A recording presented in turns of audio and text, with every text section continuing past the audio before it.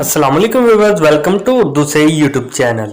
अस्सलाम वालेकुम प्यारे व्यूअर्स, उर्दू से टीम की जानिब से एक और नई वीडियो के साथ हाजिर है। और आज की इस वीडियो में हम आपको बताने वाले हैं आलियान नेम के मीनिंग और इसकी तफसीलात। आलियान के इंग्लिश में स्पेलिंग बनते हैं ALIYAN। जिन्स लड़का है, जुबान है अरबी और इसका मजहब है मुस्लिम। आलियान के मायनी है लंबा और सेहतमंद। आलियान नाम का शुमार लड़कों के नामों में होता है। आलियान नाम की इब्तदाई तारीख अरबी जुबान से निकलती है। आलियान नाम के अफराद के लिए खुशकिस्मत नंबर 7 माना जाता है, जबकि खुशकिस्मत दिनों में अतवार और मंगल शामिल है। खुशकिस्मत धातों में हिंसों के हिसाब से तांबा शामिल है।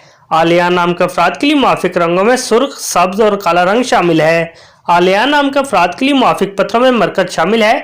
आलियान नाम में 7 हरूफ है और ये एक लफ्ज बनता है।